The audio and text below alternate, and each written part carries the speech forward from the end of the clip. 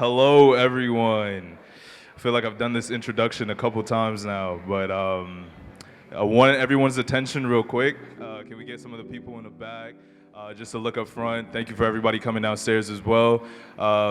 It is about to be the highlight of the entire event right now. We have some wonderful women here that we want to highlight, the work that they've done, the work that they're continuing to do. And then we're also trying to provide some background on what, women's history means, because it's in the making currently. So we are the company 916. We have a podcast that focuses on highlighting everyday superheroes. As you can see, in the entire room, we have more than a few of them. So we'll be going through this entire event. We have two wonderful hosts that we want to bring up to the stage right now, Miss Savannah and Natalia. Can we get a round of applause for them, please?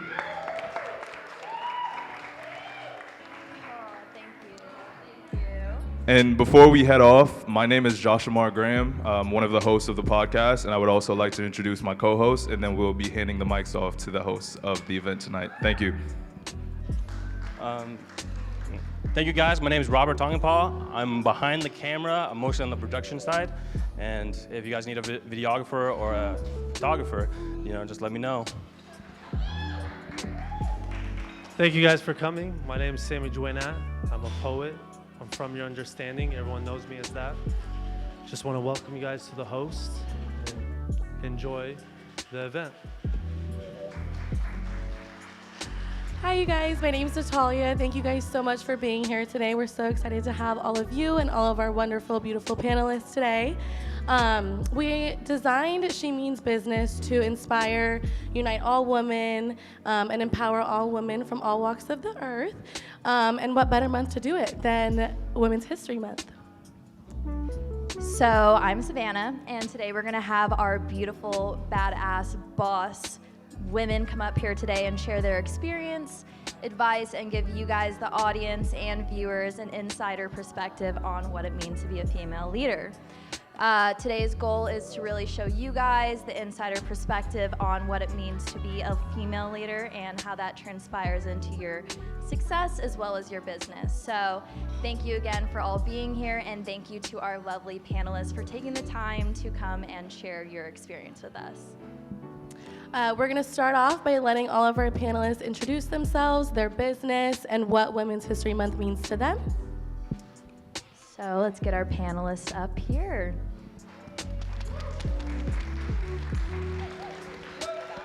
Okay, we're going to start off with, I think it's like when we're in the middle here. I don't know. You want to try mine? Yeah. All right. Mine's so loud. So loud. Okay, so we're going to start with our introductions. We're going to go ahead and start with you. I'm like trying to move in the middle here. Name, where you're from, what you do, and what Women's History Month means to you, and that's going to go with everyone. So, okay. Anyways, it's on. Tiana Burks, and I'm from Napa, California. Oh, what this month means to me is just empowerment and honestly, really just progressiveness, because in my opinion, we are as equal to any other man that ever could be. So I think that's super powerful to know that in this day and age.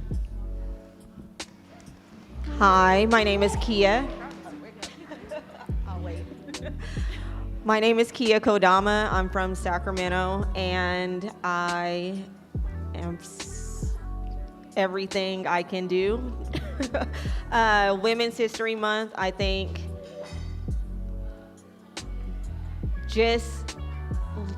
I feel like our ancestors, especially the women, have covered us they kind of like what the whole Obama campaign was about, like they walk so we can run.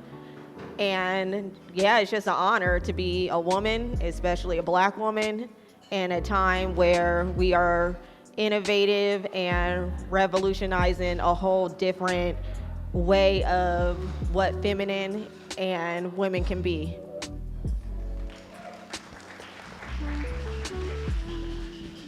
Hello, everybody. I'm Kennedy Garcia. I am a Bay Area transplant. Do we have any transplants in the house to Sacramento?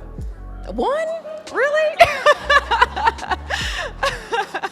I've been in the Sacramento area now for about 16 years. I really love it here. We found a home and we've raised our son here, so we enjoy being residents of this city. Professionally, I am a healthcare executive at the largest HMO in the country that is also a $73 billion nonprofit organization, also known as Kaiser Permanente. And I have a coaching business that I teach leadership skills, life skills to girls in the pageant industry. So I work with girls who compete in Miss USA and Miss Universe, and I help them get ready for the stage, but not just the one that you get to see on television. I help them get ready for every stage in life. So really happy about the work that I get to do with them. They're reminding me to tell you lots of things about me, but I'm trying to keep this short. I also have a nonprofit organization called the Dream Academy where I teach leadership skills to girls, and I am a lifetime presidential White House achievement honoree for that work, which is really exciting. Thank you. And if you know any students who are graduating seniors going to college, a four-year university, send them my way because I have a scholarship fund where I provide scholarships to girls who display need. So that's all you need to know about me right now.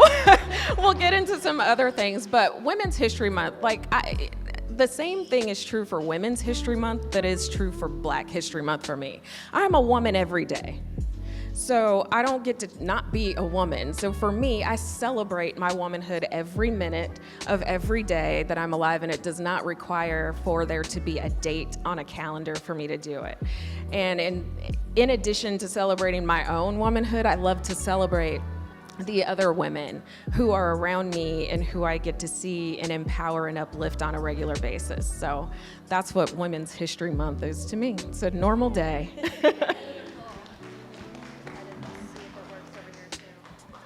Hello. Okay. My name is Kayleigh J. I'm from Sacramento, California. I'm a serial entrepreneur. I have a huge background in fitness, e-commerce, and creating huge movement events for women. That's something I'm very passionate about. And I would say that Women's Month means to me just how far we've come. And especially looking at tonight, we have men who put this event together for us, which I mean, it's huge. We're not only supporting each other now, but we have men supporting us too. So we've come a really, really long way. Yeah. Hi, I'm Bree Norberg. I'm the founder of Women of Sacramento, which is a networking community for female entrepreneurs and ambitious creatives. My whole life revolves around uplifting, empowering women. So this month is just a month that we can all recognize that, but it's something that I recognize every day within my community. And it is a reminder as well, yes, we've come so far, but we do have a long way to go. And I'm just grateful to be here with all of you amazing, incredible women. So let's celebrate each other. So, thank you. Good evening, everyone. My name is Balkis Johnson. I am a sommelier, a luxury hospitality consultant, as well as a event planner concierge. For me, Women's History Month and the celebration of women, this month means to me that there's more work to be done. I think women should be celebrated every day. I believe we are the cornerstone of every industry, of every country, of every community. And the fact that there's a month dedicated to celebrating that means it's not yet normalized. And so I see this month as an opportunity to challenge myself, as well as other women and the people in my community, to support in whatever way we can other women, other sisters, your wives, your mothers, your aunts, to get them to a place where it's normalized that successes are built on our shoulders. And so as I sit here this evening and I look at these phenomenal women that I'm sharing this panel with, I'm also looking at the audience and I'm in awe. I'm in awe that men have come together to support and to celebrate women, but I think we should all ask ourselves a question that I ask myself and my clients often. It's, what's your minimum expectation for the women in your lives? And how do they exceed it? But what do you do to exceed their expectation of you? That's it.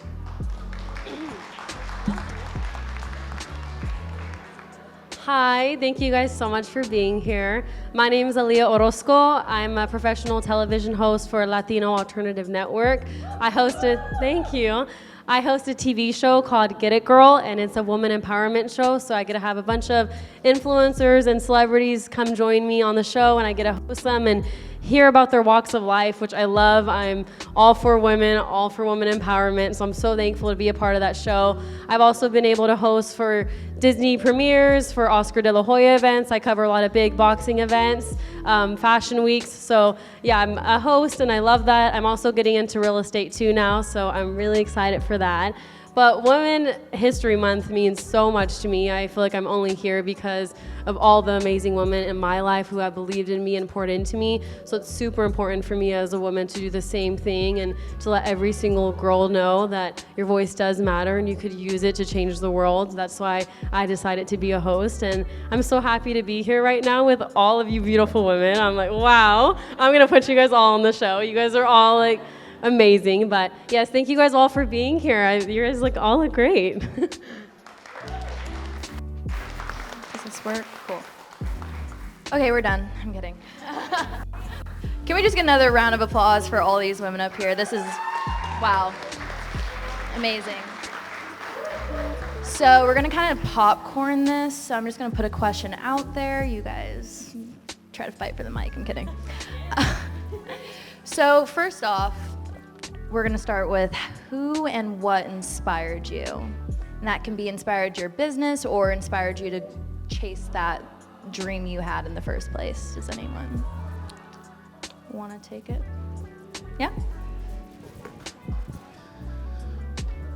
Who inspires me? I wanna say one of the biggest influences in my life has been family. My mom had grit, and my dad was tenacious. And for my business, I walked into rooms and no one looked like me. When I moved to Napa Valley, I knew only one other person working in the wine industry, and I decided that I wanted to be a force to be reckoned with. And so I sharpened my skills. I have excellent taste in wine, and I drank a lot of it, and I found a way to monetize it. Woo! Dream job. Dream job.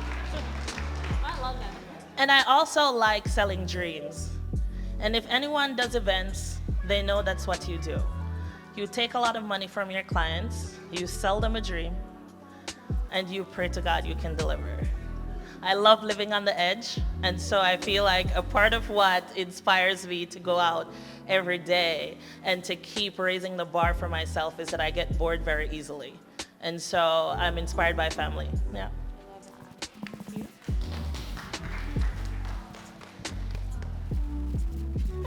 I love how she just looked at me and passed an option. So, I've been inspired by a lot of things in my life, and I think number one, from a very young age, I was inspired by my own expectations. And the thing that's great about that is you never really need external motivation to do something when you inspire yourself. Right? And so from a very young age, I was always inspired by my own expectations and wanting to just raise the bar on not what everyone else did, but what I did the last time. It's always me against me, and I would bet on me every single time. And then I think as I got older, external things that meant a lot to me became motivation, became inspiration.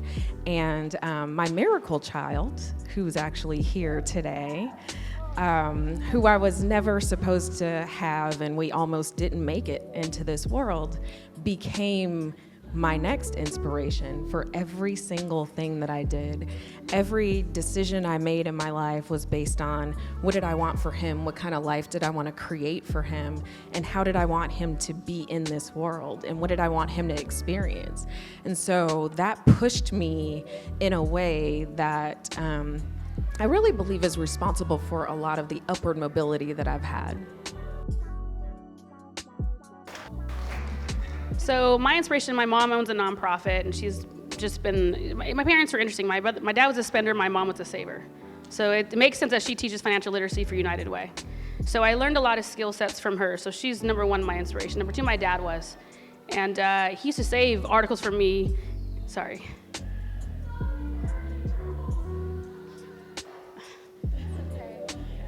He passed away recently, sorry.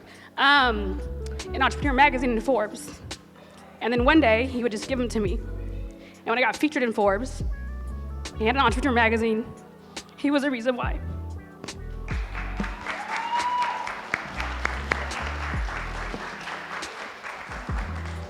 Thank you guys for sharing all of your experiences. The next question that we wanted to ask, what would you guys say the secret to your success is? This could be advice or just personally to your own individual business. What do you guys think that is the key to being a successful woman in your business, and what factors contributed to that?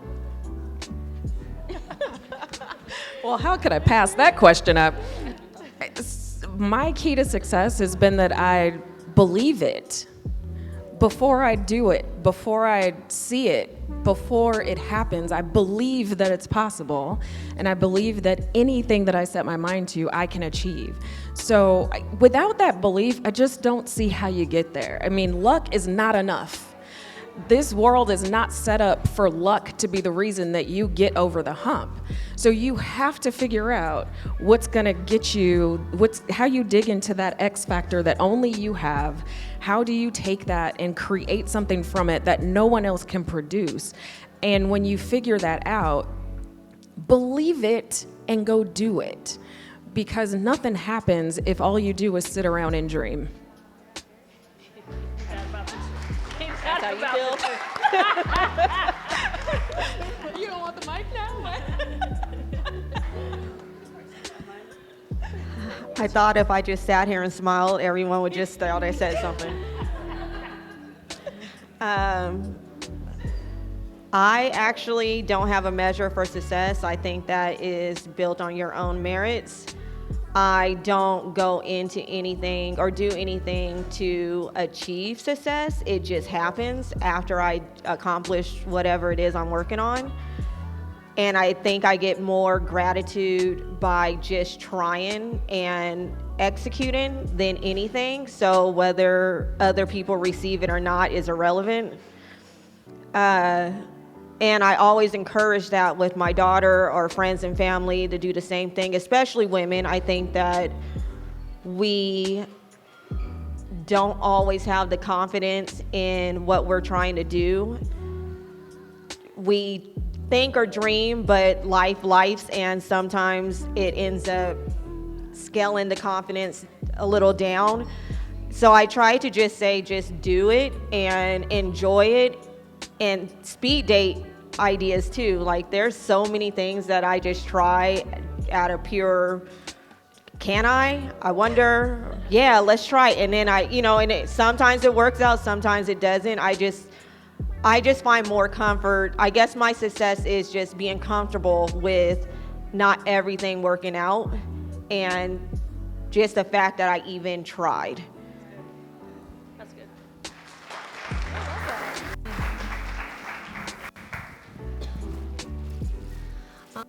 Oh, wait, okay. For me, the biggest thing is definitely just courage, because I think it's so hard to step out of your comfort zone sometimes when you're not used to something.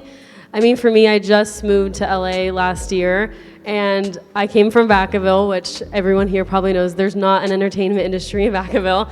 So when I was out there, it's always been my dream to be in the entertainment industry, but I knew that everybody was gonna think I was crazy in Vacaville. Like, who does she think she is? What is she doing?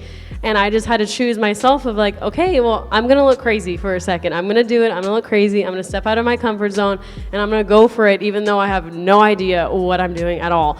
And I went for it, and I had courage, and I took that risk, and I believed in myself, and it's so amazing to see a year later what has happened in my life. And that's my story. My number one thing is I really want people to step out of their comfort zone and take that risk, because you aren't until you are. Like, you aren't something until you go after it, and then out of nowhere you become that. And it's just such a beautiful thing to see. So I think don't let anybody get in your head, or don't let what people think of you or what you've already built for yourself be the reason to stop you after your dreams or something you really want to do.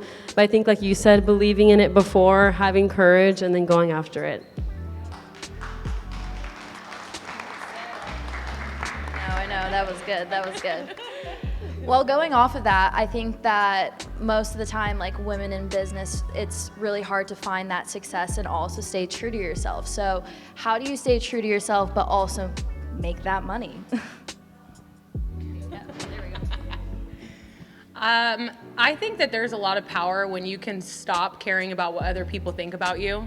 And when you can be honest about what sets you apart, what is your secret sauce, your X factor, what differentiates you in whatever market industry that you're in, and tap into that and leverage that, lean into it without worrying about how you're gonna be perceived by other people. I think that that is such a beautiful recipe for success, and how to stay true and honor your values and your ultimate desires and mission in whatever you do and however you serve your community. I think there's power in being authentic. And I know that's a buzzword, but it is for a reason, because we crave, as human beings, we crave intimacy and authenticity.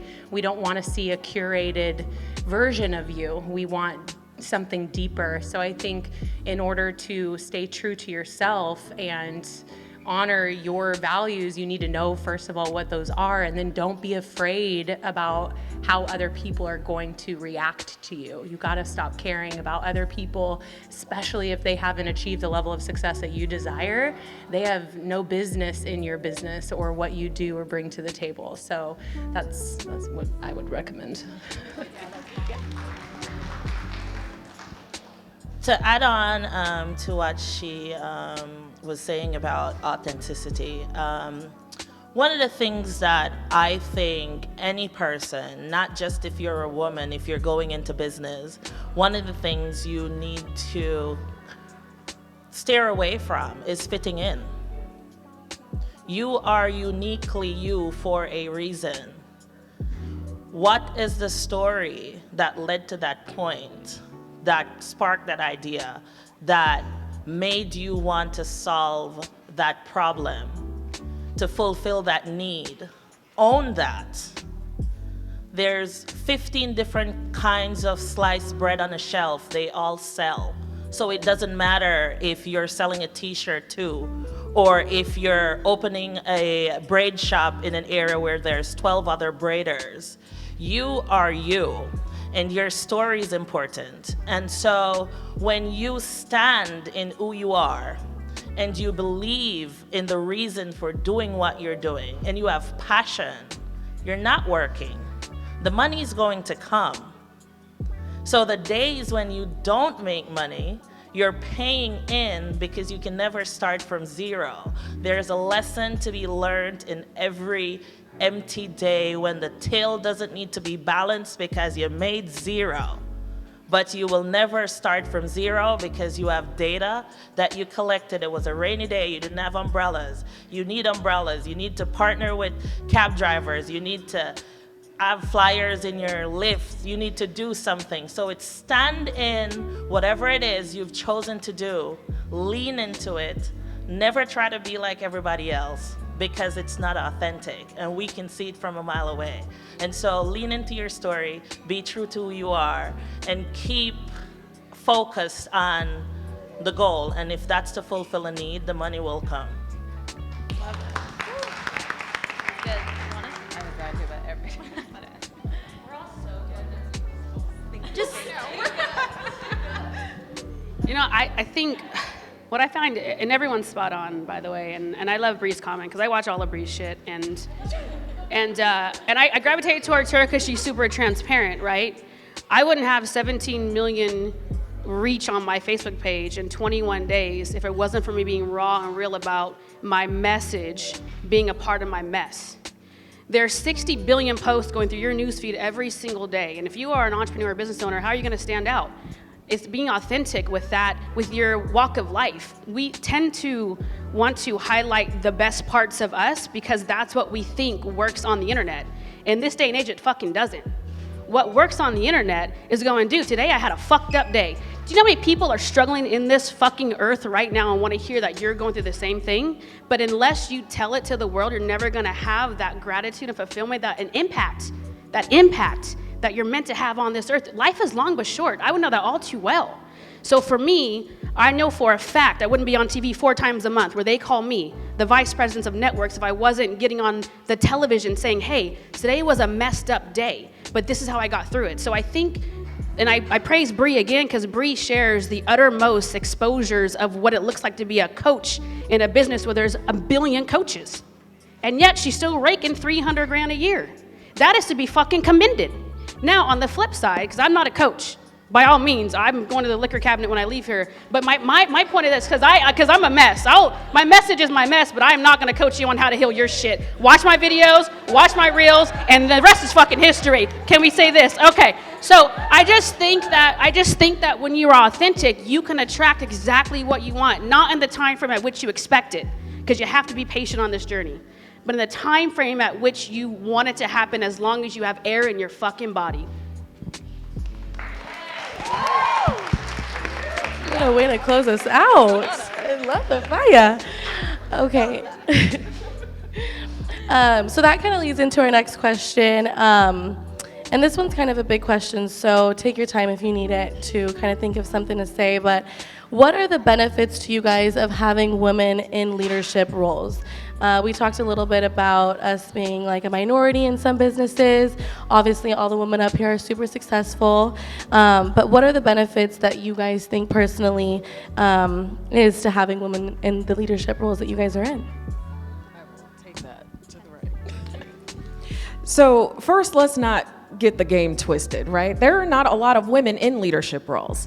It is a problem that we make up 72% of the population, but we have, yes, new study out. And it's a problem that according to Harvard, 30% of the companies that are women-led perform better than any other company, but yet 98% of the CEOs of the Fortune 500 are men. What is happening? Right? So let's not act like we're there and we've made it, because we haven't. And there's still so much work that needs to be done. The playing field needs to be level. The pitfalls that women fall into because the system was just not set up for us, right? And so we have different barriers to success than men. With that said, the reason why it's important for women to be in leadership is all the crap I just said.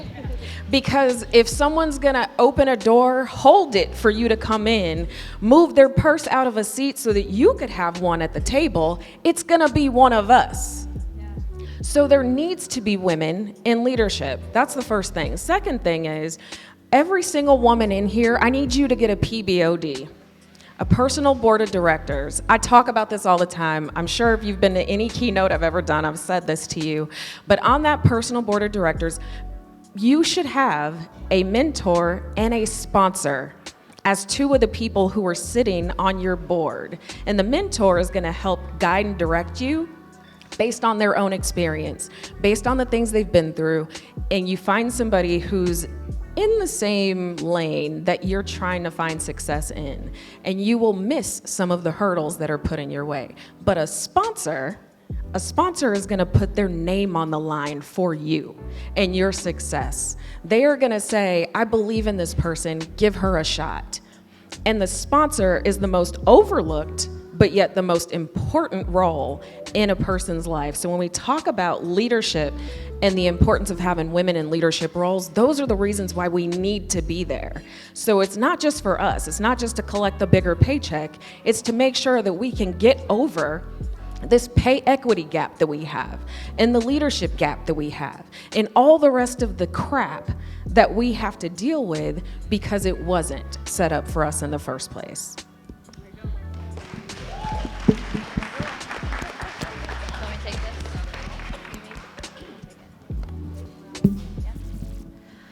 I think it's important to work with women working with women because you're understood. You can connect with one another. You can be vulnerable with one another, not be looked down upon. And that you're too emotional or you're too this or you're too that. And you don't have to be so masculine. You can be feminine and truly be you.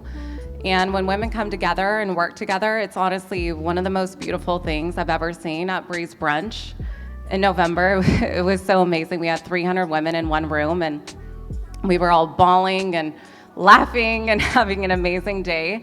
But it was so great because when we come together, it feels different and we understand one another. And I think it's very important for women to come together and not envy and not compete, but to lift each other up and empower. And if you've already done this, then help teach me. And if I've already done it, then I'm gonna help teach you and just help make each other better. And that's what it's about. Just a little bit of I work specifically with entrepreneurs. I'm a business coach as well, and I've been a serial entrepreneur for like 10 years, and I'm so passionate about helping women step into the entrepreneurial space because you have so much more power and control and freedom over what you choose to do, how you choose to operate in your business, how much money you want to make, when you want to wake up. You don't have to answer to anybody or deal with the things that we're talking about.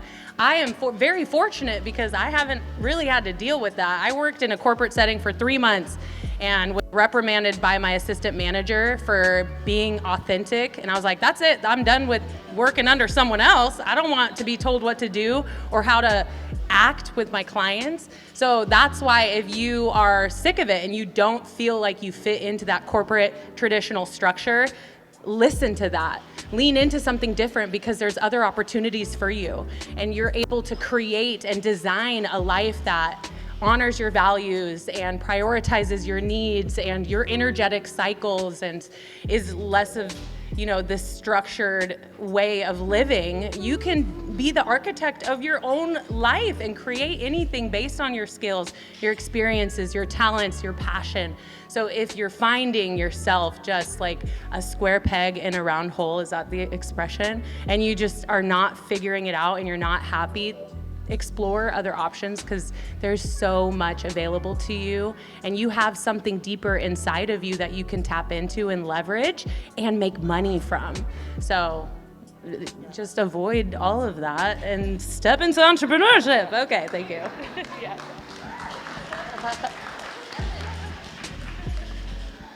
So I just want to echo that, number one, this is the reason why we need women in leadership.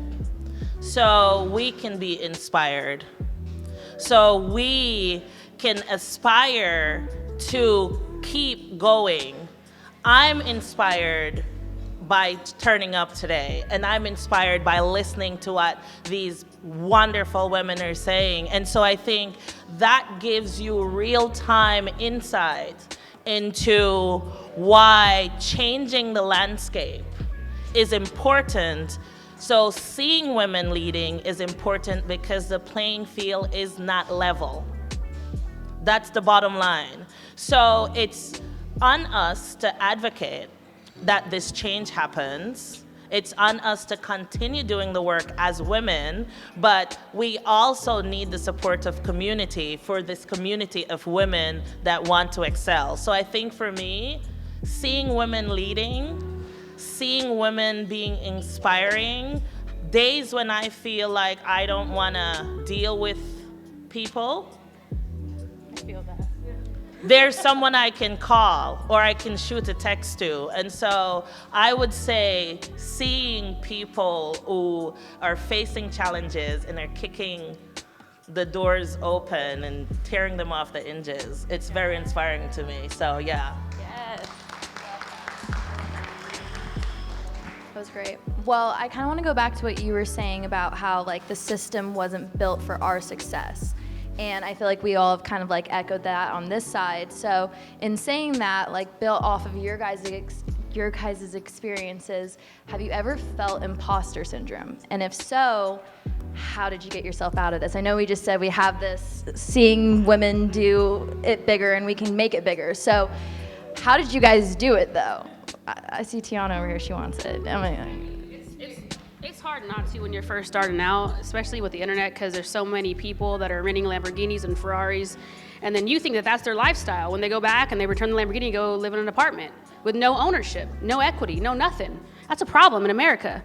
And the reason why I said it is because I have a 19-year-old niece who is trying to figure out her way through college and looking at someone who's very young and thinking that she should be further along than what she is without understanding the fact that that's not their reality.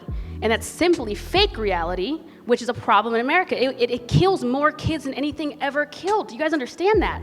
And so we as entrepreneurs have a responsibility, no matter how old you are, to make sure that you're showing your true lifestyle to the world. My uncle is the president of the Ferrari Club. He has 2 Ferraris and a Rolls Royce in his house near Rodney's house in West Sacramento. I can get any car I want, and I never in my life have ever done that because I don't believe in killing kids who think they should be where I'm at. And the reality is that they shouldn't be. They should be focused on financial literacy, ownership. They should be focused on assets, liquid assets. In America, I'm considered rich because I'm liquid. I have 250 grand just in crypto the last 12 months. You don't see, it's hard for people who don't have a clue what reality is to live in reality when we're living in a Meta 3.0 era. And I pray that we all wake the fuck up, because it can kill people's spirits, their joys, their mental stability. And let me tell you something, mental health is very important. I've never been an advocate on that, but when my dad died, I got mentally paralyzed, and I got PTSD and anxiety from it. And I am an advocate for that to this day. And I believe that there are more souls in this world that could be saved if all of us just go, you know what, that's not real. And if it is, that's their chapter, and that's not mine.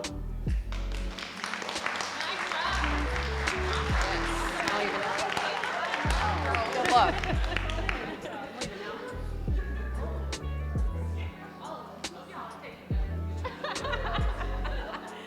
I approve that message.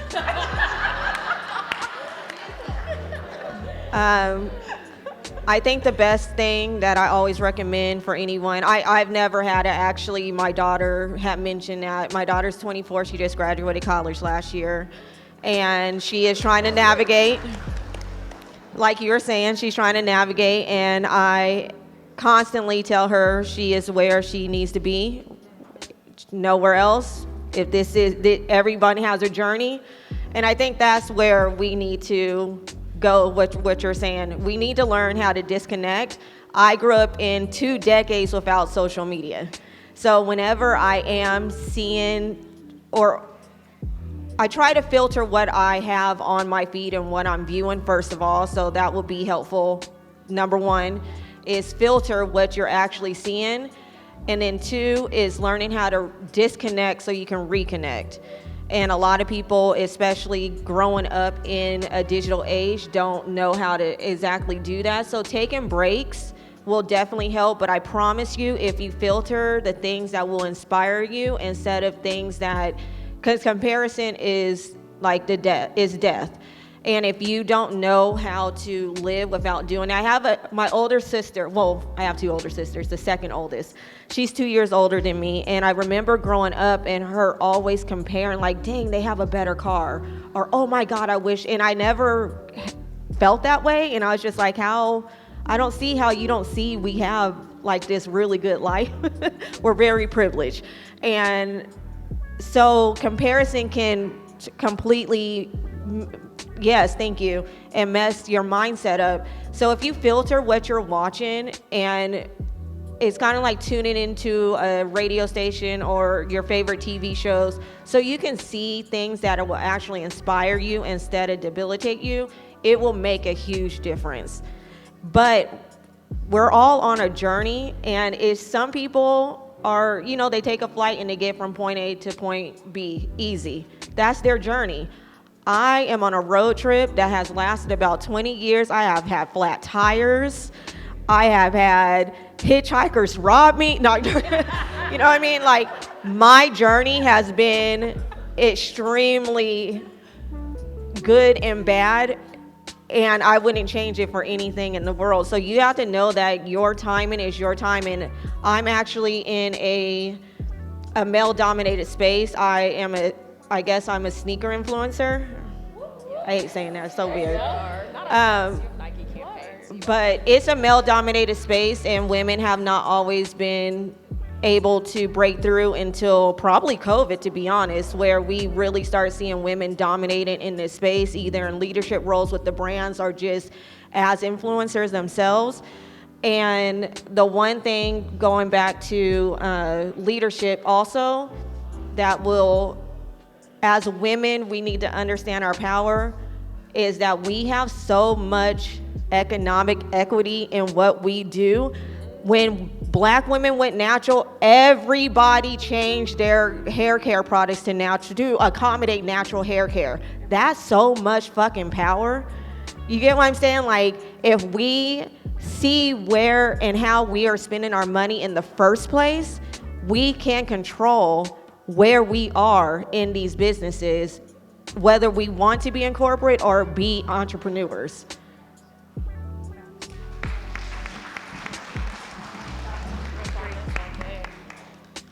So I'm giving you permission to unfollow or mute anybody that triggers you on social media. Like this, that is something that has changed the game for me.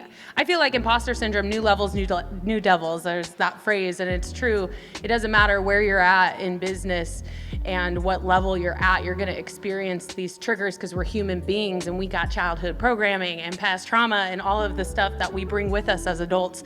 So we're gonna be triggered. The more that you can build awareness around that and notice when you start to feel discomfort or you start to compare yourself or you start to feel less than, build that awareness and then mute them. Mute those people, unfollow those people. If there's not joy that's being sparked or inspiration, then I would be intentional about your energy and make sure that you're not exposing yourself to that. Just be aware of your habits when you're scrolling social media, when you're in spaces like this. Be aware of what's coming up for you, and if you need to just kind of excommunicate those people for a little bit. If you mute people, they don't even know, so then they just won't show up on your feed. And that's about like curating what you consume. We're unaware of like how many mental images and messages go into our brain every minute, every second.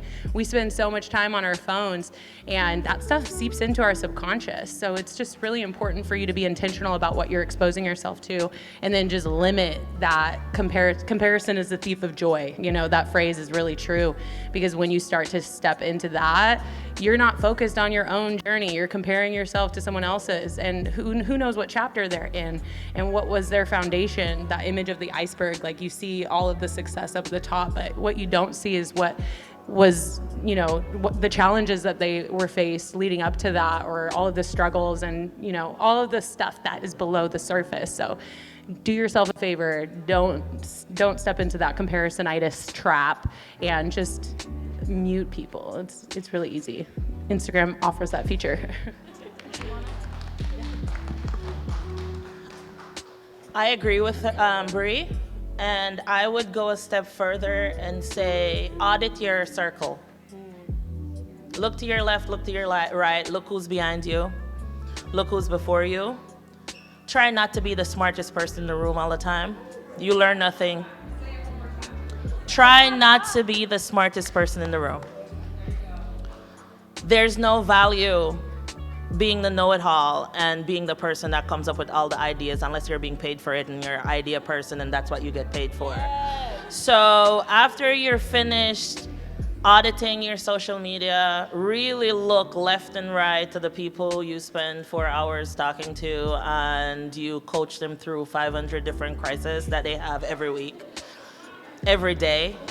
And you could have been doing something that leads you in the direction of where you want to go. And also ask yourself, if you have been dealing with these problems during the course of your lifetime with these same people, and then you need to send them a breakup letter. And you block them. You say, I love you, but I'm gonna love you from a distance for a while. And audit yourself by being actionable, working towards the goal that you have for yourself. If you've gotten rid of your circle and you still have this problem, you're the problem. Find a mentor.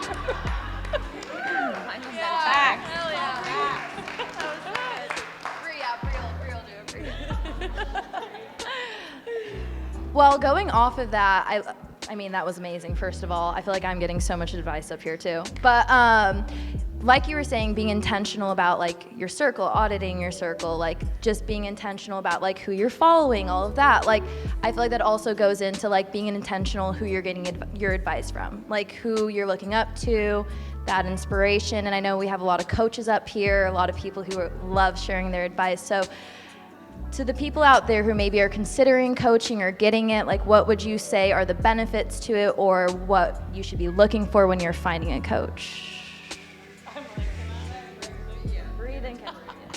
So I work specifically with coaches, so this is definitely something that I know a lot about. The biggest thing, and I shared it before, is like find someone who has accomplished the level of success that you desire and ask them for directions. There is no reason for you to go alone into the jungle without a map, you know, and that's ultimately what it would be like if you're trying to get into the online space. I work specifically with online coaches, and you're just throwing spaghetti at a wall trying to see what sticks.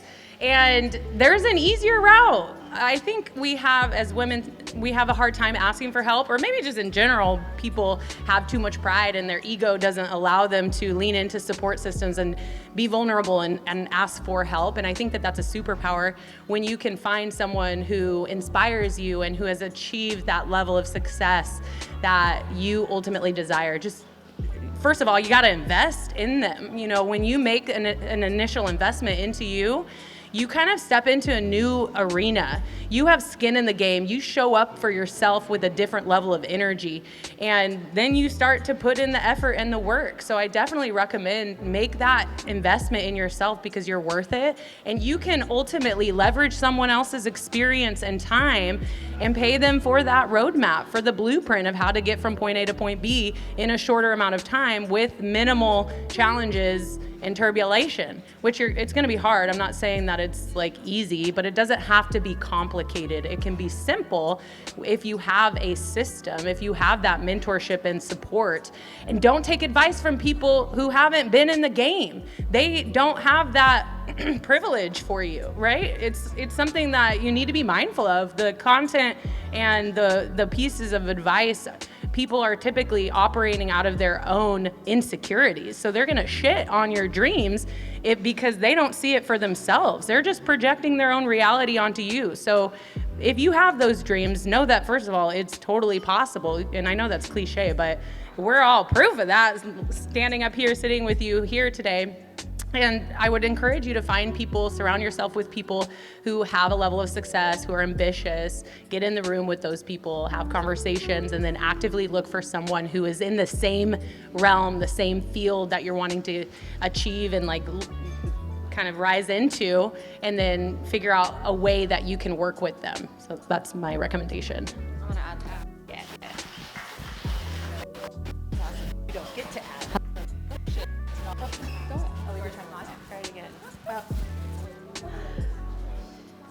The only thing I wanted to add to what Bree said is I've spent a lot of money on coaches in the past, and sometimes I didn't get out of my coaching what I was looking for. So when you hire a coach, know why you are hiring a coach. Sit down with yourself, take some time, figure out exactly what you're looking for. Are you looking for help in business, direction in life, if you should start a business, if you shouldn't, if you want help in the health category? You know, coaching is huge. It's for any piece of life. But know exactly what you're looking for when you go to a coach and hire a coach, so that coach can do the best of their ability to be the best them for you and lead you to where you're looking to go.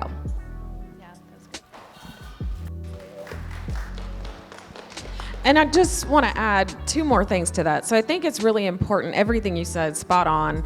I think the one thing that I want people to realize is that when you're looking for a coach, find someone who's aligned to the same values that you have. right? So if you are a person who, I coach girls in Miss USA, Miss America, and Miss Universe, and they all know me as the spiritual boss chick. I am, my faith is probably the most important aspect of my life aside from my family. And if you come to me and you want to work with me, but you are turned off by me saying the word God, I'm not your girl. And I'm okay with that. Because I don't have to be everybody's cup of tea, right? And so you need to find a coach who is aligned to the same values that you have so that you guys are not bumping heads trying to accomplish what it is that you want to do with your career, with your life, whatever it is that you're trying to achieve in that moment. And so that is really, really important. The same thing is true for jobs and corporations and businesses that you're creating. You can't create a business that's not aligned to the values you have. Personally, you will just be in this internal fight all the time, and no one will be happy with that. So values is extremely important. And then I think you said something, and I was thinking about the fact that people show up hiring a coach and they don't realize not just the monetary investment that it takes, but the emotional, mental, and physical investment that you need to make to be successful. Your coach can't play the game for you. They can't step on the stage and do the work for you. You've never watched the Warrior game and saw that the coach went out instead of Steph Curry. He still has to go make that three-point jumper, right? Or that three-point shot. He has to make the shot. So when you go to a coach, don't think that this is the magic fairy dust that's gonna get sprinkled all over your life and everything's gonna magically happen and it's the easy road. It's not. Your coach is there to guide you, direct you, help you create the roadmap to what it is that you say you wanna do, but you have to do it. So unless you're ready to actually get your butt in gear and put some action behind all those dreams you got, don't waste your money. That was great. She's spot on. I'm only going to say two things really, really quickly, which is I learned a long time ago that a mentor, a consultant, or a coach will carve 5 years of struggle off of your life. And I didn't have that early on, and I struggled for more than 5 years. So I highly recommend. I'm not a coach, like I said. I'm definitely not. Never have, never will be, never once, never again. So I believe, though, that if you want to carve your years of struggle and pain off of your mental, emotional, and physical and financial life, then invest in yourself, because that is the most important commodity you will ever have. It is not time, it is you. It is all you. The second thing is that if you want to get to a destination, you can't have blinders on. If you're going to go to travel across the world, you're going to hire a tour guide. Why would you not hire a tour guide for your life? That's all I got.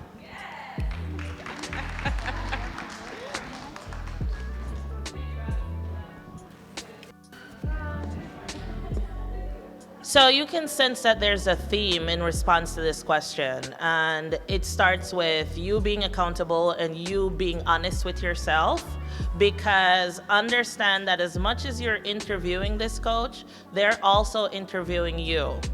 And unless you're prepared to do the work and prepared to take constructive criticism, to be told you're not front of the house, you're back of the house because you don't like people, and so customer service, front of the house, where you have to smile all the time, might not be your thing without some acting classes, maybe improv. You need to be honest. It's to get to any destination, you have to be authentic. You have to be able to be open to our truths about yourself. I learned that I'm a introvert, extrovert. I have a certain amount of time. It's an ambivert. And I learned a new word, I'm an ambivert. And so it means I have to schedule time to disappear. And that is time that I protect the public. Right? And this I found out from a coach, so. Oh yeah. Nat does that when she comes home from work. Yeah. I'm the same way as you. Don't talk to me, I'm not in the mood. I kind of want to move into the networking aspect of your guys' careers, and kind of like what networking advice you would give to people your age, older than you, someone who wants to go into your career, explore their avenues, things like that.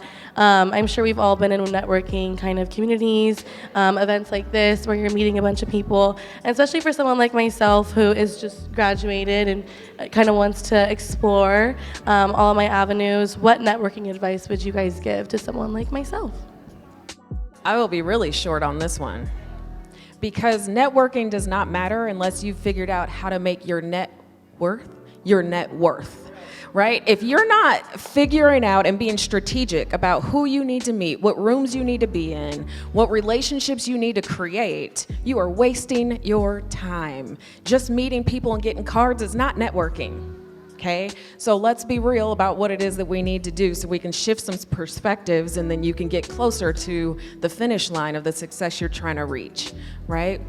Turn your network into your net worth. And the way you do that is you sit down and you look at what is it that I'm trying to accomplish? What do I want to do? Oh, I want to be here by X date, right? Who's already there? Who can help me? What resources do I need? Who do I know already that I don't even have to go anywhere? Some of the biggest mistakes that we make as women, we don't leverage the people that we already have in our network.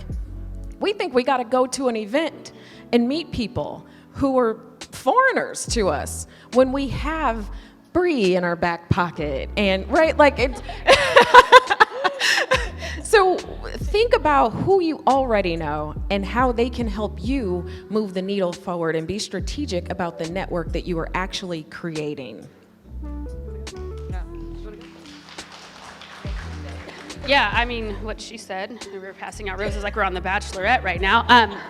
So, who wants a rose? I'm gonna take it a step further, and what I learned, come get it. What I learned was it's easier to get to the top than it is to go to the bottom. I'm gonna tell you a really quick story.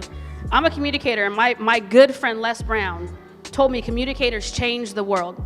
And he told me once that if it's easier to go to the top than it is to go to the bottom. And what he meant by that was it's easier to get on the phone with the president of a company that you want to get hired for than it is to go to the bottom and keep emailing someone who's in HR. So I tested this theory out because I'm a communicator. I don't know if you guys can tell. It's been rusty. So what happened was I ended up finding the vice president of the television network that I wanted to be on. Ironically, his cell phone was sitting on the damn internet. I called his cell phone. Hey, his name was Scott. I said, hey, beam me up, Scotty. You don't know who I am, but you're gonna wanna know who I am. My name is Tiana Nicole Burst. I'm Eric Burst's daughter, and guess what? I was in Forbes, Entrepreneur Magazine, NASDAQ, Yahoo Finance, On Mogul, and all the things. And guess what? You're gonna want me on your TV because I'm gonna give you ratings. I got 17 million views in 21 days. What do you wanna do? You know what he did to me? He gave me his cell phone number, called me literally minutes later back, and let me tell you something, I'm on TV every week because he requested it. And I sat down with the president of the actual network to have my own podcast in live studio audience because I had the choice, when fear was an option, to contact the top because it's easier to get to the top. And if they don't respond to you, keep at it by way of email because they'll refer you in way of email to the person you need to get in contact with, and they're gonna take you more serious because it comes from their boss.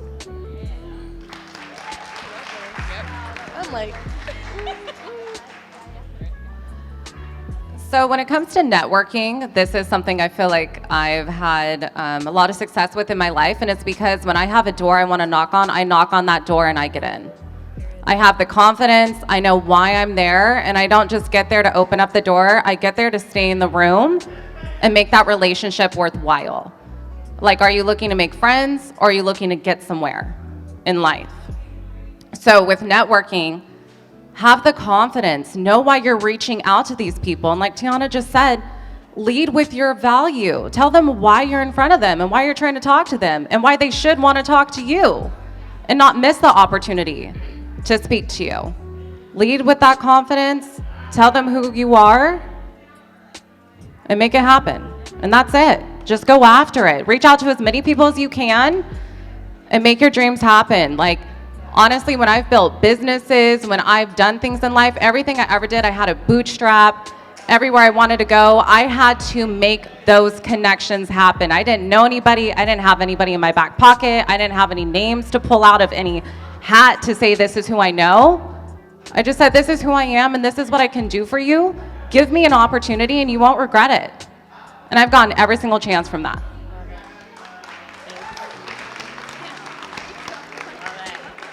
Okay, shameless plug. I run a networking community. It's called the Women of Sacramento. If you're looking to get plugged into other ambitious, creative entrepreneurs, professional women, business owners, we have 3 to 4 events every single month. And when you come to these events, because I'm just going to put out that you are coming to our events, the big thing that I would say is lead with being of service. It's not all about what you can get, it's what you can give. And if you come from that heart and that place of service and you genuinely are interested in helping other people make connections, gain resources, whatever that looks like, you're gonna build what's called the law of reciprocity, and that is a powerful psychological trigger when it comes to influence and getting what you want in life. And you don't do this just with the intention of getting something in return. I call it the farmer mindset. You are planting seeds to be reaped in the future. Is that the right word? Reaped? Okay, thank you. It's so important, and that's how I built Women of Sacramento. That's how I know a lot of these women up here. It's because I'm intentional about getting in front of them and asking them, how can I support you? How can I give you what you need in order to get to your next level? And then what happens from that, inadvertently, naturally, organically, is they're gonna wanna help you next time too. So that's what I would recommend. Come to our events. We have one, I think, this weekend. Thank you.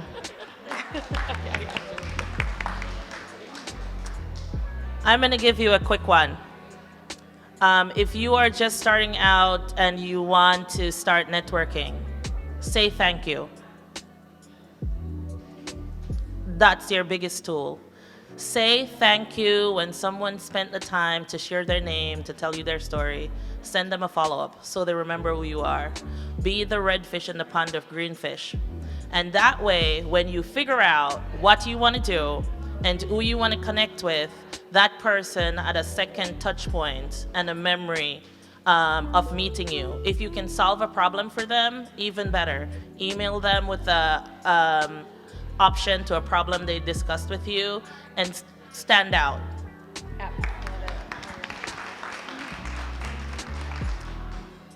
I think on that note, my biggest tip with networking is every time I go somewhere is be a listener. I feel like every time I go to places like that, everyone's really focused on trying to leverage off each other and trying to get this connection. But when you just go to just genuinely talk with people and genuinely hear people's stories, they'll remember you. And I remember when I was out in LA with my friend, I really watched that. She came from Los Angeles and she had a way different background with me. And I feel like a lot of it, she was just trying to leverage off people and get those connections. But I just wanted to really meet people and hear their stories. And every single job I've booked has been from those experiences when I was there and I just heard these owner stories and I wasn't trying to get anything out of them. I just listened, because people love talking about themselves and they will remember that. So if you let people talk and then you share what you have to offer and you keep that connection, it will come back for you and they will help you out because they know you were honest and you were genuine and you weren't trying to get something out of them.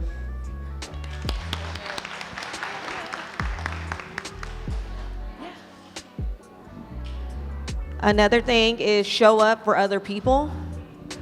The best networking I think I've ever done was being supportive, because again, planting seeds, it's not always with the intent of getting it back, but when you show up for other people and you support them, they genuinely want to give it back. And I know how hard it is in a creative space, we're artists here, in a creative space to wear your heart on your sleeve like that. So when you show up for someone that is putting themselves out there, they genuinely will reciprocate that and show up for you. Also, my other thing, I politic like I'm running for president.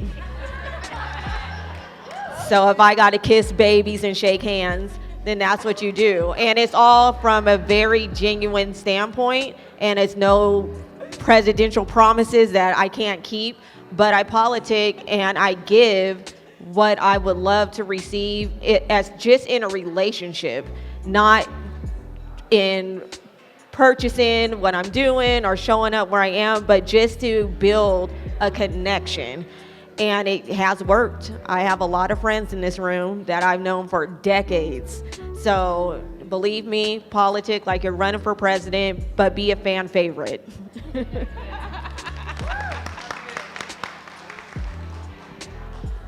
It feels so unnatural ending this conversation right now, but we do for time's sake. But want to open it up to our audience. You guys have so many good experiences to share. But does anyone in our audience have any questions they'd like to ask? If not, I got a bunch of other questions. Fine, you can have it. Whatever. Okay, so usually it gets awkward at this point in the panel. But can we get a round of applause for our panelists, please?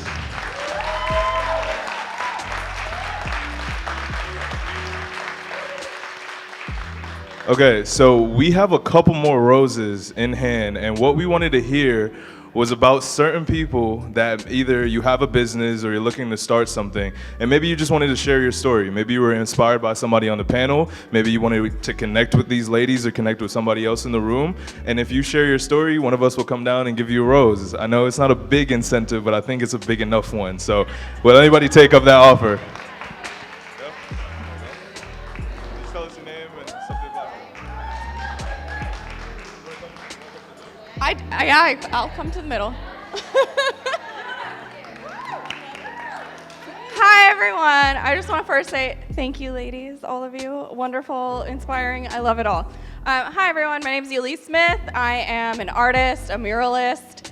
I already forgot what I'm supposed to be talking about, but I actually worked in the healthcare field for many years. I have a master's in public health, and when the pandemic hit, I realized I was just living a day-to-day in a dreadful cycle of logging in, going on my computer, dreading it, hating everybody I worked with, and repeat. I painted for fun, just for me, and then I started sharing it publicly, and I got some really great feedback. People really seemed to like my art, encouraged me to continue to do it. Living here in Sacramento, was really inspired by all the murals that were going up, and I was like, that would be really fun. I'm just gonna paint one in my house. You can always paint over it, even if you're renting, and and it's kind of just ballooned from there, and I was able to quit my public health job last May, so I'm coming up on my 1 year of being a full-time artist, muralist. I had a goal last year to paint 4 murals, and I painted 11. And I had a goal to, this year, do a 5-figure job, and I already hit that twice this year. And so I'm hoping by next year I can make a 6-figure gig out of this, and I feel confident that I can. I know other muralists who do it, and that's me.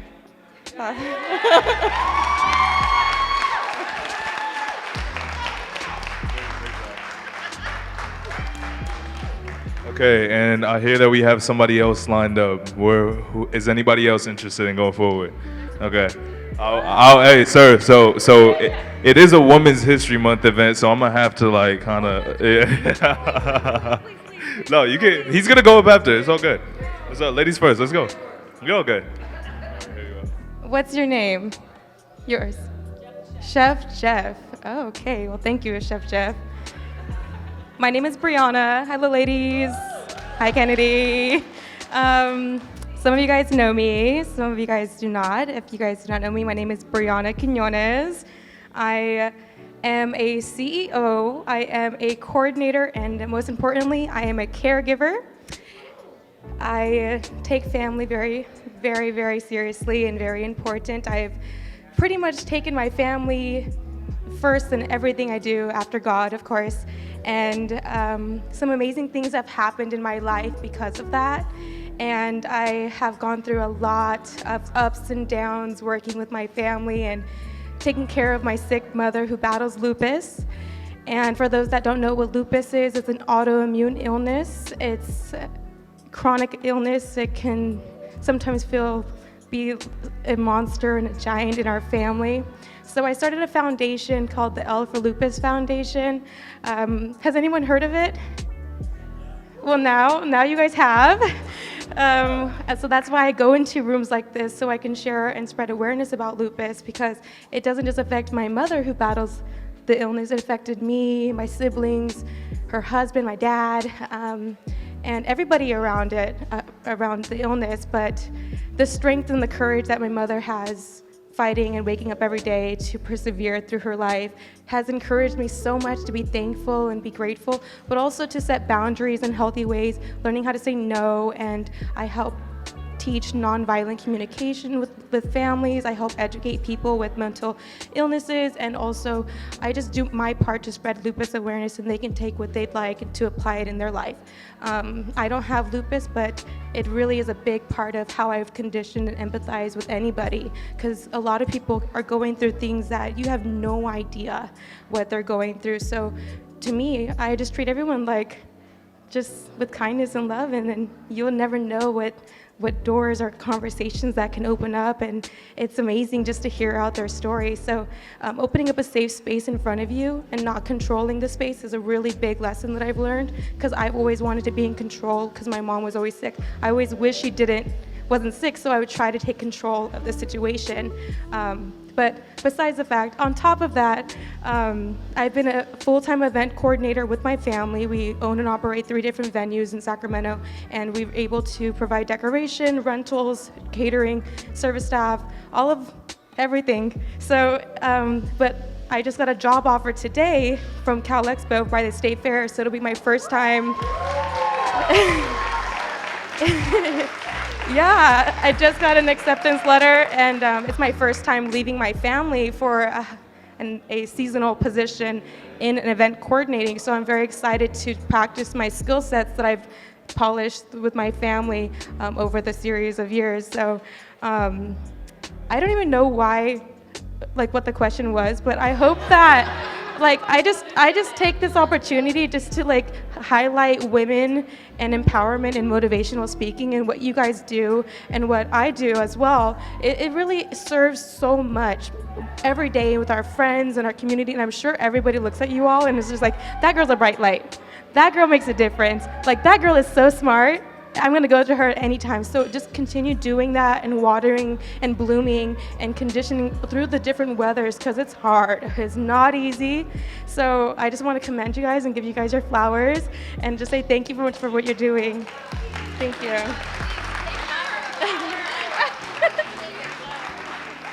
Thank you.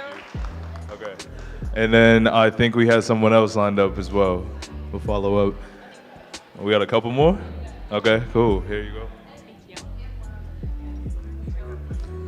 Hi, everyone. My name is Dia. I'm from Sacramento. I have a cheese and charcuterie business that I founded and own. It's called Happy Box because, those boxes make everybody happy, I promise. I started my business after being so young and having 2 strokes. I had a couple of strokes. I know. I was 29 and I had them and it was so terrible. But I got really, really lucky. I was completely blessed and I have absolutely no residual. And so I decided I was going to do something with my life that I absolutely loved and had, something that gave my life meaning. And I also wanted to spend more of my life with my son. And the only way for me to do this was to be my own boss and start my own company and work on my own hours. And so I did, and I absolutely love it. And I know that COVID sucked for everybody, but that's when I started, and it was completely wonderful. It gave me the time and the financial assistance because, those checks that we got in that time helped me build my business, and I have a great community that supports me. I'm Hmong. I have a huge supportive community, and I am in the midst of launching a second business that I've been doing as a hustle just because I have so many things that I want to do, and you can't do it all. You just can't, you know? I love to create, decorate, do flowers, cook, clean, so many things, and you know, people will just ask me to do it, and so I started to do it on the side as an event planner, and I just did a wedding this past weekend. Absolutely amazing. I've been doing weddings for a little while now, and so I've decided that I'm gonna start a new business as an event planner. We are working with, for our cheese and charcuterie, we're working with Herringer Estates, so we teach classes out there, we do workshops, we're working with the old sugar mill, and I remember when I was like, oh, I wish I could work with wineries, and now I am working with wineries, and it's absolutely amazing. We are going to be teaching a workshop there, trying to make sales here. We're gonna be teaching a workshop out there May 13th. And it's amazing. We eat, we drink, we laugh, and that's the workshop. Okay, it's an amazing workshop, but we are out there a lot. We just did an event for 106.9, the end, and you know, so it's been an amazing journey, and thank you. I'm so glad that I came out tonight, just because there's so many wonderful women here and men, you know, and I really, really appreciate all the stories and inspiration. You guys are completely inspirational, and I'm so excited to finish talking so that we can all kind of just chat personally, because I definitely want to talk to all of you guys. But that's me. I'm Dia. You know, if you guys ever need a caterer, I'm here for you. One other thing, I know that Jeff was gonna come up, and I don't know if you remember me. You do, okay. Me and Jeff recently just partnered up with a coffee shop on Northgate, and I sell my boxes out of that coffee shop now, and so does Jeff, and he has the freaking most amazing cheesecakes I've ever had, hands down. I bought 3 cheesecake in one day. Don't judge me. It was worth every calorie, and I worked it off, okay?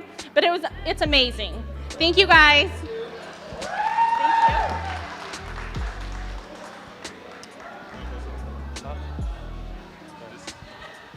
We have another one? Okay. Okay, so we are going to have, it looks like we have 2 more, right? And then we're going to have the ladies close out. It's getting kind of noisy upstairs, so what we'll allow everyone to do is get some time to network and talk to the panelists as well, hear their stories a little bit more in depth, and just make sure you connect with someone out here and leave with some valuable connections. So who do we have next? You want to get up first? Okay, you were raising your hand a lot. All right, perfect.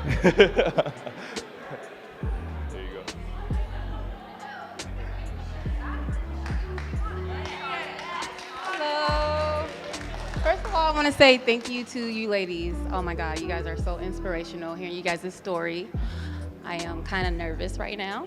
But my name is Centoya, and I'm the owner and CEO of Posh Hair Therapy. So I am a hairstylist, licensed cosmetologist. Not only do I do hair, but I also like to call myself, like I said, the hair doctor. So I want to get down to the nitty gritty. I service all women, so I do women's hair, and I come to find that a lot of women, and people in general, have a lot of scalp issues and stuff like that. So not only do I do styling, but I also do hair treatments to help with the scalp, and to educate my clients on the actual hair health. I'm big on health. Everything comes from the inside out. So that's what I do. I've had a long journey with hair. I graduated cosmetology school back in 2014. I went to Federico, and I had an amazing experience there. So, like I said, it's been a long journey, and not only I kind of want to explore and get out there more, because I am a creative and I like to get creative, so I want to do some crazy things with hair. So I'm gonna keep it short. I am kind of nervous, so once again, thank you guys.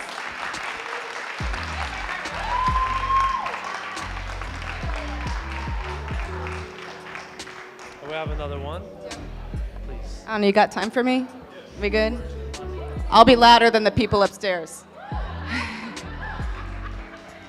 My name is Jaya King. I am a professional artist and muralist. I am here with my girls. Thank you for inviting me. I get to see my other girl. Thank you for doing this thing. Thank you all for all of your insight and your history that you're sharing with us. I do agree that Black history and women's history is it is our history, and it's not 1 month. So that's where I'm standing. I wanted to just share that I made a big step forward with my business in October of last year. I officially moved from sole proprietorship to S Corp.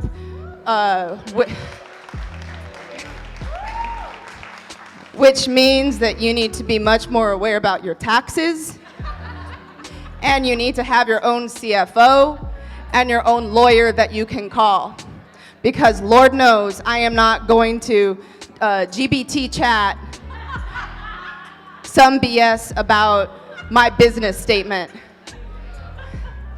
But really, what was very transformative when I moved up to Sacramento, I'm a Bay Area transplant, moved from a cow town to another cow town, and then finally into Oak Park. I don't know if any of you guys have been to Old Soul Coffee or the Guild Theater. Y'all know the mural on the side of the Guild Theater?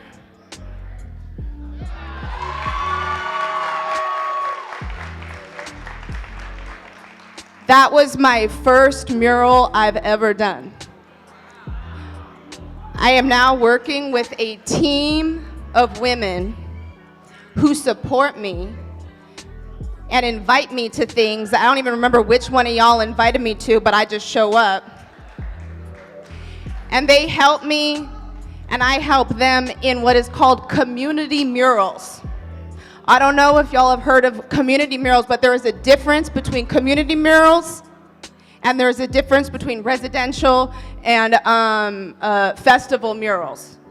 Because Sacramento is all about festival murals, but there's an overlook about community murals. And that is where you specifically engage the people in the community as to what they want on those walls. Next step, they paint it. Next step, we make it look a little bit better than when they painted it on paint day. So this is my transformation when I moved to Sacramento. I have my own studio practice. I have my own gallery space now. It's essentially my studio space, but I make it a gallery and then invite people that I want to come into my space. Y'all just can't come. I'm like, who are you? Yeah, you can come to my space. But my big transition was into an S Corp and working with my, I call them my girls, but they're my women. They're my people. But I just wanted to share with you guys something that I do, and that I'm proud that I made that transition into being a corporation, which was one of the scariest things that I ever did. And now I get to fill out taxes twice. And that's what you get when you become a bitch-ass boss lady. So thank you. Thank you for having this event, and that I get to hear your stories. I appreciate you. Thank you.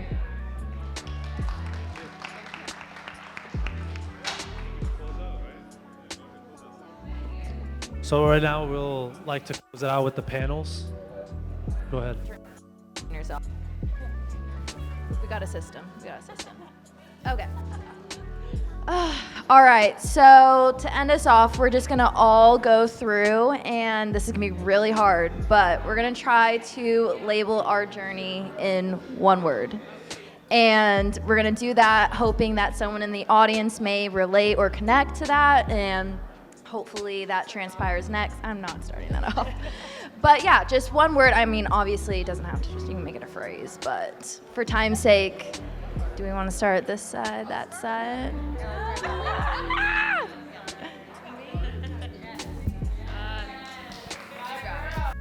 Fuck.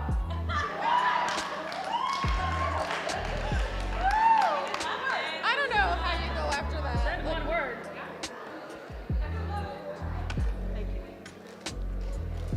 Huh?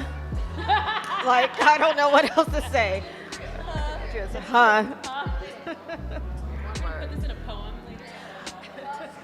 Anointed. I don't know what I would say. You gotta say it. Okay. We're on a journey too.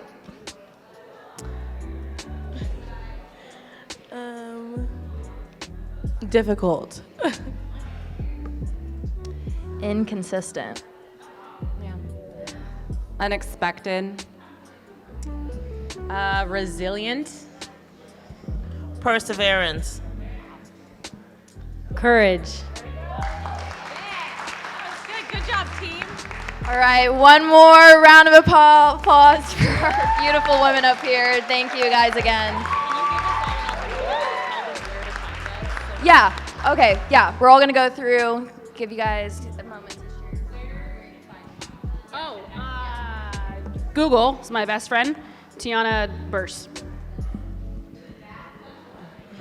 I am usually on Instagram. It's my first and last name, Kia Kodama. Come up to me to figure that out. I'm the only artist on here, so if you have any questions for myself or these, if they are willing to speak as well, our journey is a lot different, and it's a lot of investing in yourself and believing in what you're doing. So it's very relatable, but very different at the same time. So if you are an artist in here and you're looking for answers, mentorship, partnership, accountability, please let us know.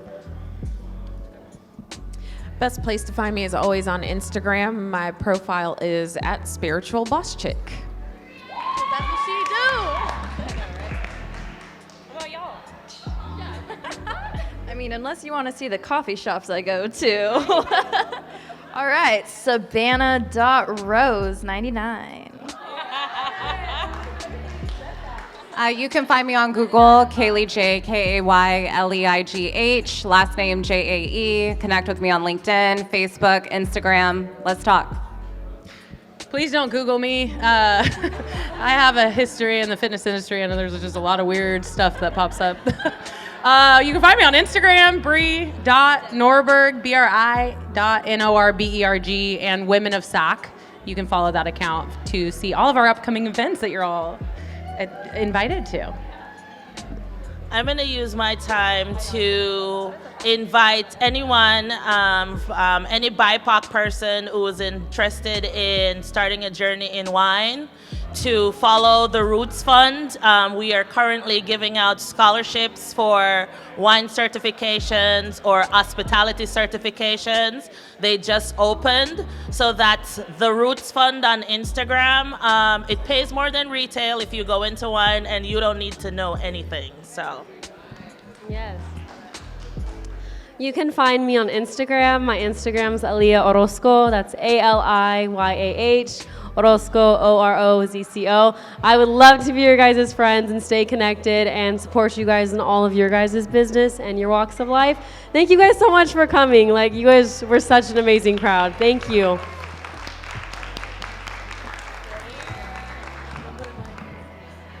And that's it, guys. We're gonna take a little quick pick and then everyone mingle and mix, you know? You know? She means business.